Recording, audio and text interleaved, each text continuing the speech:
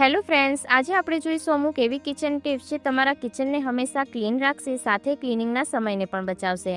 તો વિડીયોને સ્કીપ કર્યા વગર જોજો. તો ચાલો વિડીયોની શરૂઆત કરીએ. સૌથી પહેલી ટીપ જોઈએ. આપણે કિચનનો જે કાઉન્ટર ટોપ હોય, ગેસ સ્ટવ હોય, એને ક્લીન કરવા માટે જે કિચન નેપકિન આવે એનો યુઝ કરતા હોઈએ છીએ. પરંતુ ઘણી વખત કેવું થાય કે આપણે ટાઇલ્સ ઉપર કે પછી કિચનના જે કાઉન્ટર ટોપ હોય એના પર ઘી અથવા તેલ ઢળી જાય, ત્યારે જો આપણે એને નેપકિનથી સાફ કરીએ તો એના પર તેલના ડાઘ પડી જતા હોય છે. તેમજ એની ક્લિનિંગ કરવી ખૂબ જ મુશ્કેલ થતી હોય છે અને આપણે એને ખૂબ જ ઘસવું પડતું હોય છે. તો એની જગ્યા પર તમે આપણા ઘરની અંદર જે વેસ્ટ કપડાં પડ્યા હોય એનો ઉપયોગ કરી શકો છો. તો અહીંયા આપણી પાસે જે પણ વેસ્ટ કપડાં પડ્યા હોય એના આપણે નાના નાના ટુકડા કટ કરી લેવાના છે. તો આ રીતના આપણે ટુકડાને કટ કરી અને કિચનના જે કાઉન્ટર ટોપ હોય એના પર રાખી શકીએ છીએ. જેના લીધે શું થાય કે જ્યારે આપણે તેલ અથવા ઘી ઢળે તો આપણે આનો ઉપયોગ પણ કરી શકીએ અને આપણું જે કિચન નેપકિન હોય એ પણ ખરાબ ના થાય. તો આ રીતના આપણે જે નાના નાના ટુકડા કરી અને આપણા કિચનની અંદર કોઈ પણ કન્ટેનરની અંદર આપણે ભરી અને મૂકી દેવાના છે. જ્યારે પણ આપણા કિચનના કાઉન્ટર ટોપ ઉપર તેલ, ઘી અથવા તો કોઈ પણ બીજી વસ્તુ ઢળે ત્યારે એને સાફ કરવા માટે આપણે ડાયરેક્ટ આ નેપકિનનો યુઝ કરી શકીએ છીએ. અને આને આપણે વોશ પણ નથી કરવા પડતા અને ડાયરેક્ટ આપણે એને કચરા પેટીમાં પણ ફેંકી શકીએ છીએ. જેના લીધે એક તો આપણો ક્લિનિંગનો સમય પણ બચી જાય છે, તેમજ આપણે જે મોંઘા ભાવના નેપકિન બારેથી લાવતા હોઈએ એ પણ ગંદા નથી થતા. ઘરની સાફ સફાઈ આપણે દરરોજ કરતા હોઈએ છીએ, તો પણ ઘણી વખત આપણા હાથે કોઈ પણ વસ્તુ જો ટાઇલ્સ પર ઢળી જાય તો એના ડાઘને ક્લીન કરવામાં ખૂબ જ મુશ્કેલી થતી હોય છે, જેમ કે ચાયના ડાઘ. ત્યારે આપણને એવું થાય કે વારંવાર આપણે પાણીની ડોલ અને પોતું લઈને જ ફરવું પડતું હોય છે. પરંતુ જો આપણી પાસે કોઈ સ્માર્ટ ટૂલ હોય તો આપણા ક્લિનિંગના કામને ખૂબ આસાન કરી દે છે. જેમ કે આ છે અગારો સ્પિન મોપ, જેની અંદર આપણે બિલકુલ પણ પાણીનું બકેટ સાથે લઈને ફરવાની જરૂર નથી પડતી, કારણ કે આની અંદર ઓલરેડી એક વોટર ટેન્ક આપવામાં આવેલો છે. વોટર ટેન્કની અંદર ફક્ત આપણે પાણીને ફિલ કરવાનું હોય છે અને આને યુઝ કરવું ખૂબ જ આસાન છે. ઉપર 2 બટન આપેલા છે, જ્યાંથી આપણે એને પાવર ઓન કરી શકીએ છીએ અને એક બટનથી આપણે પાણીનો સ્પ્રે ચાલુ કરી શકીએ છીએ. તો અહીંયા આપણે પાવર ઓન કરી લઈશું અને ત્યારબાદ સીધી ડાઘ પર આપણે પાણીનો સ્પ્રે છિડકાવ કરી દઈશું. જેના લીધે શું થાય કે ડાઘ બધા છે એકદમ આસાનીથી નીકળી જાય છે.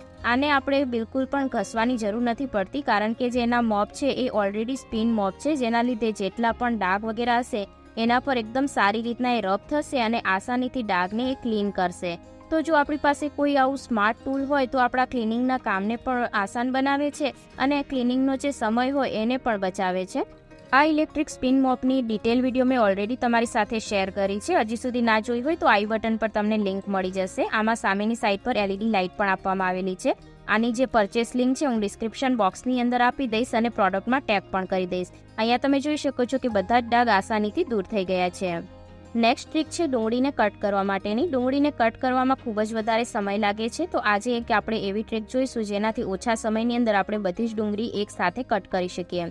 તો એના માટે મેં 2 રબર લઈ લીધા છે અને ત્યારબાદ આપણે ડુંગળીને આ રીતના એક સાથે કરી લેવાની છે. તો બધી જ ડુંગળીને આપણે એક સરખી કરી લઈશું. ત્યારબાદ ડુંગળીનો જે ઉપરનો ભાગ છે એને આપણે રબરથી આ રીતના બાંધી દેવાનો છે. તો અહીંયા મેં 2 રીતના આ રીતે રબર છે એને લગાવી દીધું છે. ત્યારબાદ જે નીચે ડુંગળીના પત્તા છે એને પણ આપણે આ રીતના રબરની મદદથી બાંધી દેવાના છે, જેના લીધે ડુંગળી છે બધી એક સરખી રહે અને જ્યારે આપણે કટિંગ કરીએ ત્યારે આપણે ઇઝીલી એની કટિંગ કરી શકીએ. તો આ રીતના નીચે અને ઉપર બંનેથી મેં જે ડુંગળી છે એને આ રીતના બાંધી દીધી છે. ત્યારબાદ આપણે અહીંયા ચોપિંગ બોર્ડ લઈ લઈશું અને ત્યારબાદ ડુંગળીને ઉપર રાખી અને ડુંગળીને આપણે કટ કરી લઈશું. આ રીતના જો તમે ડુંગળીને કટ કરશો તો બિલકુલ ઓછા સમયની અંદર બધી જ ડુંગળીને તમે એક સાથે કટ કરી શકશો અને બિલકુલ પણ ટાઈમ નથી લાગતો, તેમજ ડુંગળીને કટ કરવામાં પણ આસાની રહે છે. ત્યારબાદ આપણે જે રબર છે એને નીકાળી દેવાના છે. આ રીતના તમે બીન્સ હોય એની પણ કટિંગ ઇઝીલી કરી શકો છો રબરની મદદથી. તો આ રીતના તમે ઇઝીલી ઓછા સમયની અંદર ડુંગળીને કટ કરી શકો છો. આજના વિડીયોમાંથી તમને કઈ ટ્રીક છે સૌથી વધારે હેલ્પફુલ લાગી, સૌથી વધારે પસંદ આવી એ મને કોમેન્ટ કરી અને જરૂરથી જણાવજો. અને જો તમે પણ ડુંગળીને કટ કરવા માટે આ ટ્રીકને ફોલો કરતા હોય તો પણ મને કોમેન્ટની અંદર જરૂરથી જણાવજો. તો અહીંયા તમે જોઈ શકો છો કે કેટલા ઓછા સમયની અંદર આપણે બધી જ ડુંગળીને આ રીતના કટ કરી શકીએ છીએ અને જે રબર છે એને ત્યારબાદ આપણે નીકાળી લેવાના છે.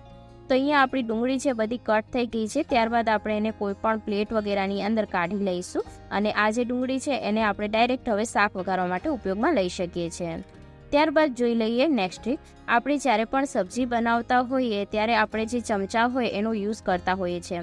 ત્યારે શું થાય કે આપણો જે ચમચો છે તેલવાળો હોય, મસાલાવાળો હોય, આ ચમચાને આપણે જો ડાયરેક્ટ ગેસ ઉપર રાખી દઈએ અથવા તો કાઉન્ટર ટોપ ઉપર રાખી દઈએ તો શું થાય કે જે તેલ હોય, એનો મસાલો હોય, એ બધો ગેસ પર અથવા તો કાઉન્ટર ટોપ ઉપર લાગી જતો હોય છે, જેના લીધે કાઉન્ટર ટોપ અને ગેસ આપણે વારંવાર ક્લીન કરવા પડતા હોય છે.